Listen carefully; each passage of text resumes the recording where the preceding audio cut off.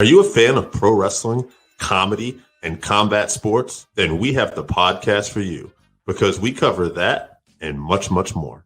Do you like to debate with your friends? Do we have the perfect segment for you? It's the 531, where we take any given subject, break it down to a top 5. From there, we debate it down to 3, and then into that number 1 spot. If you want to get a hold of us, find us on our social medias. Search Working Fans Podcast on any major social media platform. And if you want to find the podcast, search for us on any major podcast platform, as well as YouTube. Working Fans Podcast. We put in the work so you don't have to.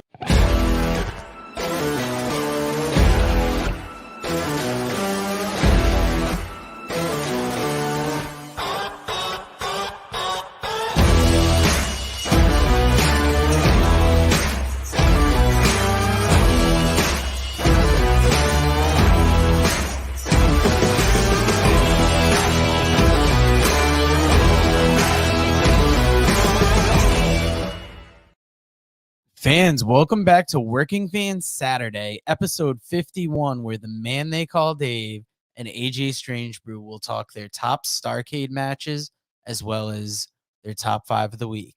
Let me play a quick ad for the other shows here on the Buzz, and we'll bring in AJ and Dave for today's show.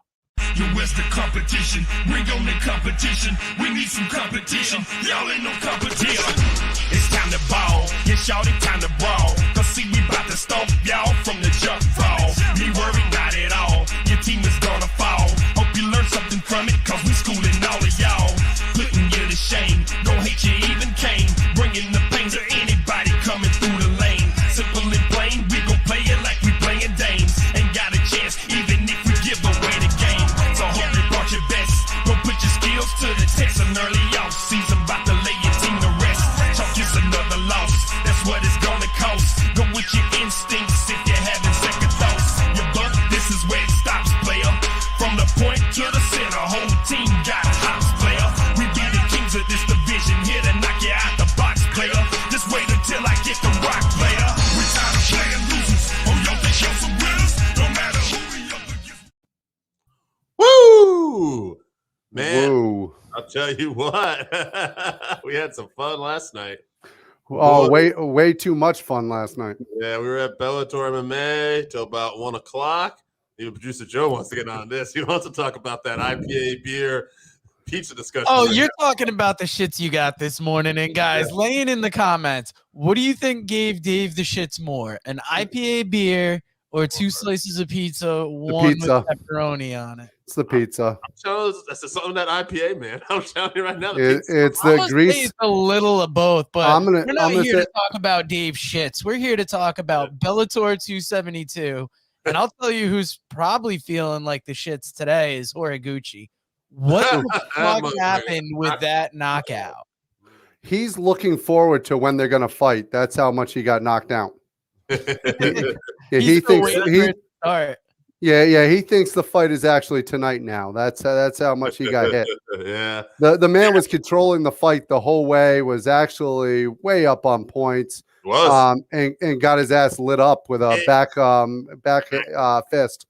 It actually looked like I was actually saying, I mean, we were saying at times, me and Sherry both, that we thought Horiguchi was just outclassing him. Like he was taking him down. He was beating him with the fist. He was beating him with the feet. And he kind of scrambled. Like Sergio had a few moments here and there, but nothing really sustainable. And then boom, that's why MMA things can change in the blink of an eye. That's No matter how classy you are, your ass can get knocked out by a fucking back fist. And that's why Vince McMahon never wanted to buy a UFC or MMA company, because it's hard to promote when you can't control the outcome. Yeah, but yet he thought the freaking what was it? The goddamn Brawl for All. Brawl for All was a great idea. Yeah. Yeah, moron. You guys are telling me that the next time Chris Jericho goes to Japan, he's unstoppable. He's always unstoppable in Japan. Yeah. Now, Dave, AJ, you're a big fight fan, but we know Dave's deep in the MMA game. What other fights stood out for you last week or last night? Jesus. Last night, was it the first fight with the gentleman Ellenberg, I think his name was. He was undefeated. Gentleman Josh Hill. Was it Josh Hill? Okay. But he wasn't he's not the one who was undefeated going into it. That's the undefeated guy I think you're talking about is the guy who ended up knocking out the other guy in like 8 seconds. Yeah, I'm looking up this card now. Yeah, I think you're talking about the one that was like, what was it, Hawk or something like that? And he got his ass lit up. It's like there's not a lot of well-known fighters on this card. Okay, Johnny Eblin was the first fight. That was a minute 11. He knocked out Colin Huckenbody with TKO in round 1. So, yeah, Johnny Eblin was the guy I was thinking of, though. Gentleman was I believe, the next fight. Yeah, Josh Hill? Yes. It was a catch fight, yeah. Yeah, and they actually told him at the end, because he's ranked number 7 in Bellator, they told him at the end that if anybody drops down of that bantamweight, that he's going to be thrown in there. Right. Yeah. Yeah. I mean, it was a 4-fight main card. The co-main event was really the only one I wasn't really feeling. Jamie Kennedy and Emmanuel. It was fine, but the night was getting a little late at that point. I thought we were getting a little tired. I was like, all right, let's you didn't like Junior Bacon Cheeseburger? It's a nice nickname, I'll tell you that much. And but to me it was always about Sergio Pettis and Horiguchi, and the fact that we had Horiguchi, who had that title before, vacated because of injury. He was the rising champ going into this. His belt wasn't on the line, but he's basically he had one loss. I don't think they'll ever book this fight again, because with him being being the rising champion, I don't think Bellator is going to want to give him another chance, since he completely outclassed him until that right hand. I agree. I think it's the pro wrestling mentality a little bit. Like, all right, our guy got put over. Let's just get the hell out of here, because that was pretty damn close. Yeah, I found myself early on, because as you guys know, I had an hour drive home. So I was sitting there waiting and going, hey, maybe they'll put the main event on first like they do on wrestling. But no, it's not how that works. They didn't do it. We were up in that skybox and listening to the reaction of that crowd when that knockout happened. That was one of the more insane pops I've heard in the building. Yeah, they love the knockout. They're not big fans of the ground and pound, apparently, though. Hey, peek behind the curtain. I just got a text here. It said, if you talk Bellator, I'll hop in. Joe, I didn't see that. I just decided to talk a little Bellator last night, so that's pretty fun. Yeah, dude, I thought you were going to tell us it was that fighter that you communicated with yesterday that if we talked Bellator, he would jump in. Yeah, he has not get back to me yet. I won't name him because he might get back to us. Yeah, when we were doing the advertising earlier and sharing everything. Oh, Randy's got the question of the night. How were the seats? The seats were phenomenal. We were skybox. Dude, Randy, I had an extra ticket. Where were you? Yeah, great waitress. She was on top of everything last night too. Everybody was. Hey, don't start that rumor. She was great. She was great. You were a little out of control. Keep your hands to yourself next time. Your dad would be ashamed of you. Anyway, my dad would be proud. Yeah, he probably would. Yeah. Was there anything else? I'll tell you this. Since we're talking this. All right, hold on. I'll get you if you want to say Evelyn, Josh Hill, and the main event were my highlights. No, I thought Chevy was going. He ended up going too. We actually found. I had another ticket. As it turned out, it was a last-second thing. We didn't know. Apparently, AJ's dad couldn't count, and he had 5 tickets. Yeah, he thought we had 4, and I had 5 tickets. We did a little raffle beforehand. I'm sorry you didn't win. But one thing I liked about Bellator. UFC obviously is the premier organization in the world, but one thing I like about Bellator is I like the setup with the ramp. I like the big Titantron type thing they have. It's a little pro wrestling and I also like that when they do these Grand Prix tournaments, they bring up everybody on stage and it makes it feel more important. I like the showmanship of it all. I thought that was pretty good. Absolutely. The showmanship is fantastic. I'm always a fan of Bellator. I would love to see it again when they're coming back in January. We're going to get to that event, hopefully, and we'll do what the working fans do. We will work so you don't have to. All right. On that note, you want to hit me with your top 5 Starrcade matches? Top 5 Starrcade matches. So for me, one of my favorites is actually, and I know that this gets some shit because Sting showed up not in shape, but I am actually, just for what it means to the wrestling business, Sting versus Hogan from 97 has got to be one of the top Starrcade matches for what it meant to the business, what it meant to Starrcade. the year off. He did show up a little out of shape, and as Eric Bischoff always says, a little pasty for his liking. He didn't have no tan. No tan. That's and then I also, for my liking, Vader versus Flair is one of my all-time favorite Starrcade matches.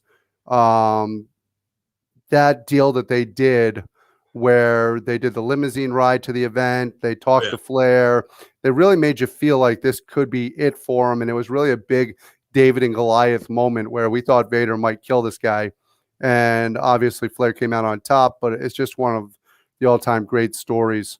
Now, like the Hogan Sting one, what it meant to the business, one of my favorite ones, that SmackDown, Randy, is January 7th at the Mohegan Sun.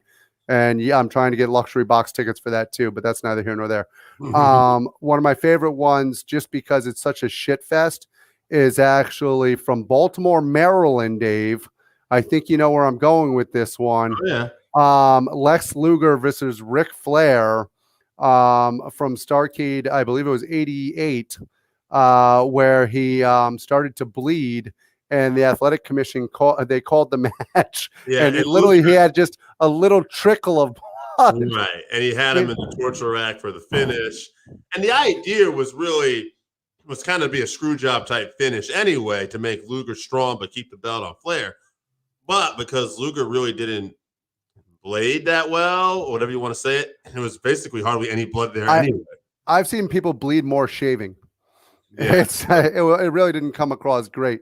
And then another one of my favorites, and one of the top ones in my opinion for Starrcade, is Ric Flair versus Sting in 1989. It was such a good match in such a crappy Starrcade. Starrcade itself that year was very gimmicky, but this match just really brought it home, and I enjoyed the Flair Sting match from there.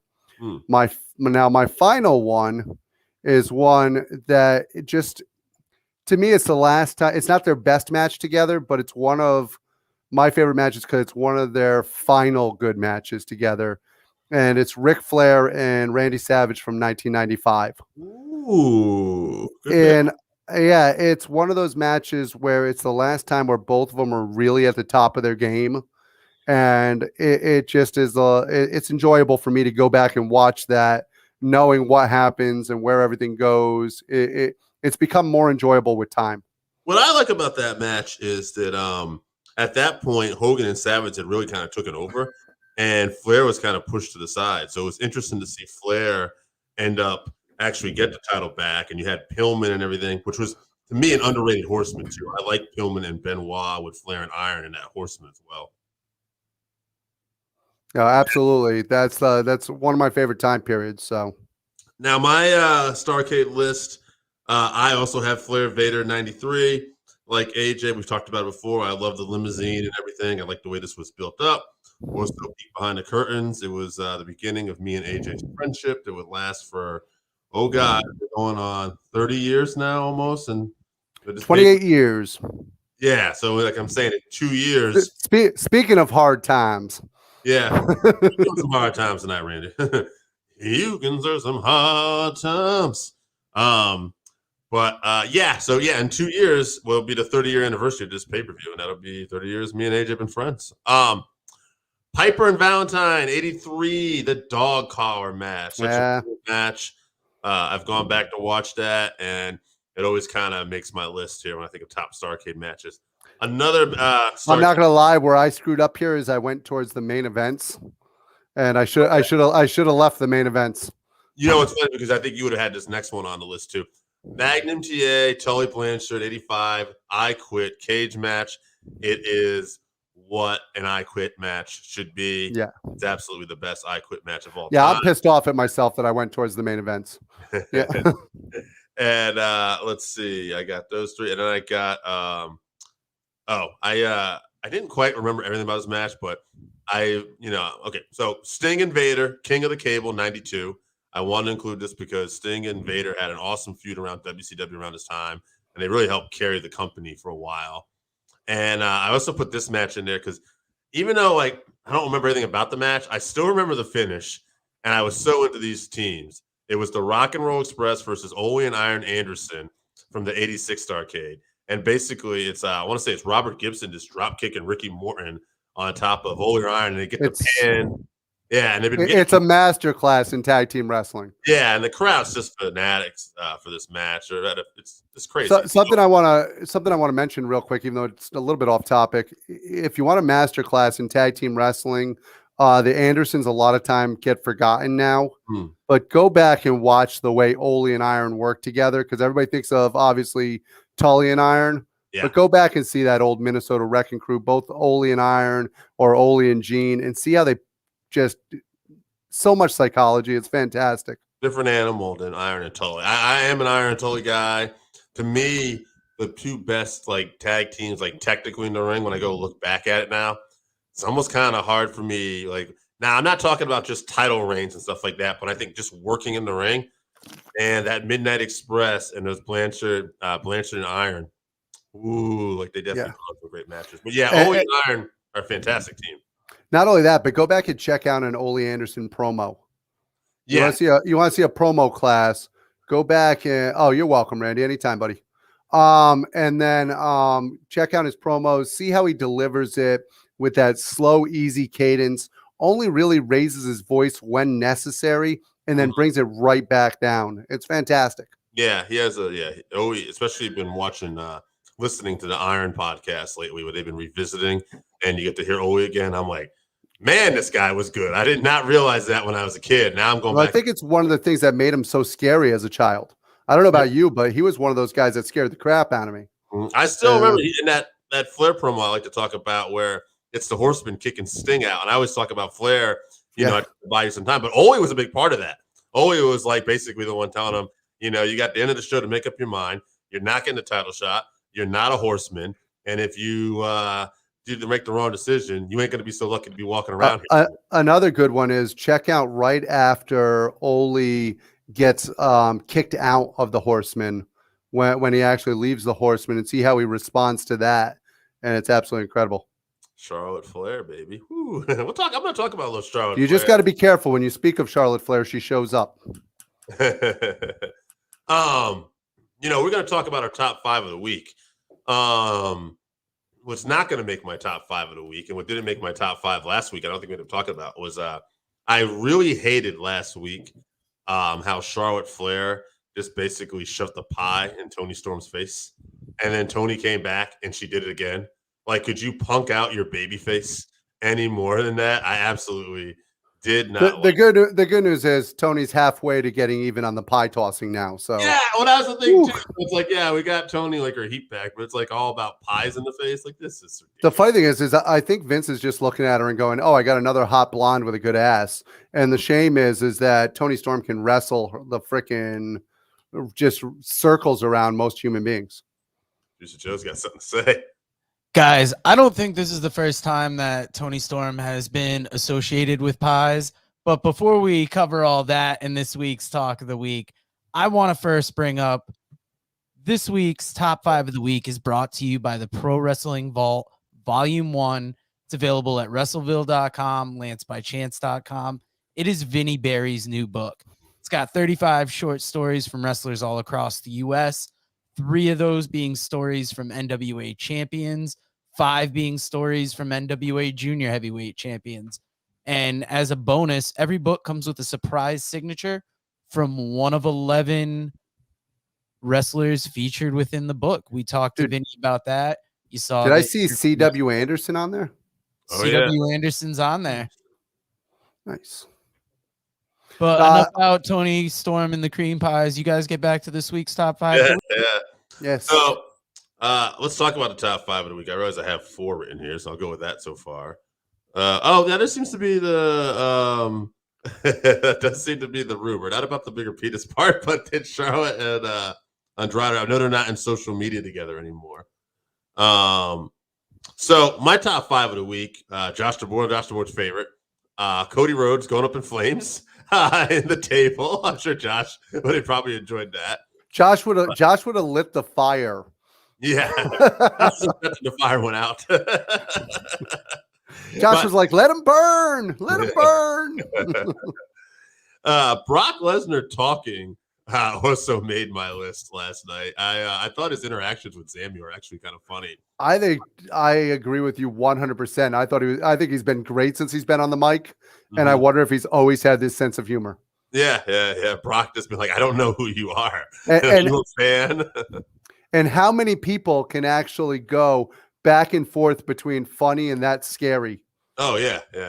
He's a different animal. Now some stuff I saw this week. Give a couple shout outs to 100%. Sami Zayn is gold. He is very much gold. Just a shout out to a few other promotions. Davey Richards winning the Opera Cup this week against TJP. It's great to have Davey Richards back. He was one of my favorites. Loved him with the Wolves. Love what he's done as an individual. The fact that he left to become an EMT was a waste for society. But hey, it's good to have him back. And then NWA did a 10 pounds of gold special with Aldis and Murdoch. Basically, they were looking back at some matches and they were promoting tonight's Hard Times pay-per-view. But what's really great about it is with, the storylines and stuff, they mix a few shoot aspects of it where they're asking them questions about Harley Race and meeting Harley Race and Harley training these guys. And it's one of the things NWA does really good. They bring up authentic things that have happened and they still can incorporate. Like, a lot of times people go either one way and they go like too much shoot or, like NWA knows how to really play that balance where it just comes off, it's all about the storylines, but they make it feel authentic. Dave, you've already jinxed Davey Richards. He's out with a fractured rib now. See that? way to jinx him, Dave. I agree with you. I think the pay-per-view tonight's going to be really good. I love the way NWA does stuff. I know it's off topic, but the match that I'm looking forward to the most on that is actually Latimer versus Nick Aldis. Oh, yeah. Yeah, that should be great. And, Triple Mania tonight. I was going to say that'd be my fifth spot. Triple Mania tonight. We're going to have a match for the vacated AAA title that Kenny Omega's out for now. And I know some of the people in it are like Jay Lethal, Bobby Fish, and the guy that used to be Mystico or Sin Cara there. I think he's in this too. Or Kalisto. Yeah. Every time I see Triple Mania, I get nervous that Vince McMahon is going to try to make 3 nights of WrestleMania. I'm putting my money on Trevor Murdoch tonight. I don't think Mike. Oh, Trevor, absolutely. I don't think they're going to put the belt on Mike Knox. No, I'm kind of surprised he's there. But I'm sure they'll do something with him. AJ, you got a top 5 for this week? Yeah, my top 5 for this week. Once again, I did enjoy seeing Cody catch fire. I enjoyed that, but that's not my highlight of the week. My highlight of the week was actually the women's match from NXT. I thought that they did a great job. They tore it down. It was freaking Dakota Kai versus why am I going blank here? From England, Scotland actually. What's her name there? Kaylee Ray? Yeah. No, not Kaylee Ray. Oh, okay. I don't know. I didn't see it this week, so I don't actually know. Is it? No, it's is it Kaylee Ray? Why am I going blank? Kaylee Ray. I thought Kaylee Ray was the one from that keeps having mental breakdowns. No, Kaylee Ray is the one who's on the team right now. Yeah. That's Kylie Ray. Kylie Ray. Oh, that's Kylie. Yeah, Kylie Ray's having a mental breakdown. I can't believe those two names exist in the same spectrum. They're just where it's so like, close. Wait, like, are you the girl that smiles all the time but's really sad? Yeah. Yeah, Kaylee Ray I like. The other one can go have a mental breakdown somewhere. And answering Randy's question, I'm going to go with Bennett and Taven tonight because they've teased problems with Stevens and Kratos. So I don't think they get it done. No, I agree with that 100%. Another highlight of the week this week for me actually came on SmackDown. I enjoyed the Sami Zayn, Brock Lesnar stuff to no end. Mm-hmm. I think Brock Lesnar's coming out of his shell, and if he could do this for years and they just didn't allow him, I just cannot explain that to save my life. The other highlight is that this week I found out that Cesaro has signed a contract extension with the WWE, so we will never get to see him wrestle great again. Yeah, he jobbed out last night. He took care of him. So those are my highlights for the week. There wasn't a lot this week to it. Daniel Bryan beating up Five was a highlight for me. Yeah, Alan Angels. Yeah. Danielson's just been great overall. MJF and Punk. Not as great as before, but still very good. Let me ask you something. I was listening to post wrestling. I noticed the ratings for last week because of the holidays were a little wacky. I know Rampage was really down, and I know Raw was really down the first hour, but actually got up in the second hour, but was because it was so down the first hour. And then SmackDown, for no reason at all, was like 40% up, like in the demo, like no one could explain. I think that if the fans knew what was coming in the second hour of Raw, it would have just stayed. Yeah, it was weird. And then Dynamite this week, I think, was actually down a little bit from Thanksgiving, but not much. And now Dynamite, I know they're having different times where you can see it on the West Coast and stuff, and that's affecting some of it. But I was just wondering, like, you think because we're both fans of AEW, we like what they're doing. What do you think from a wrestling standpoint they could do to maybe get closer to that next level that maybe they're not doing? Well, right now it's just about the style and the fan base. A lot of the fans that tune into the WWE, and the reason why they get the numbers that they get is because it's such a lineage. It's fathers passing on to their children and watching the WWE together. And part of that for AEW is going to have to be building that lineage and getting friends to watch it with friends, getting people to grow it, because they can't do much more else wrestling wise. They're putting on the better wrestling show. If you actually watch the wrestling, it's not even close. I mean, what they're doing with the women's matches, what they're doing with the men's division, every week they're bringing home the they can add a few more names to it. I think that I'm not saying add a bunch. I'm not saying do like the NWO where you just hire everybody, but there are a couple names out there that could actually make a difference. Sure, like a Roman or a Brock or a Cena. If you got a major name like that, or someone who's available like a Bray Wyatt. Sure.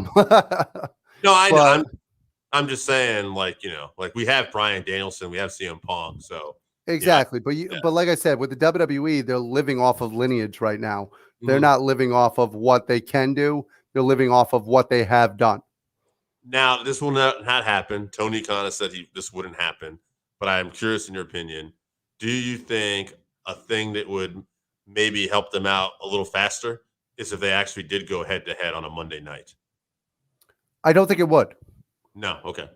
The difference is the Monday Night Wars, you had basically WWE versus WWE, where you had guys that were made in the WWE going against guys who were in the WWE.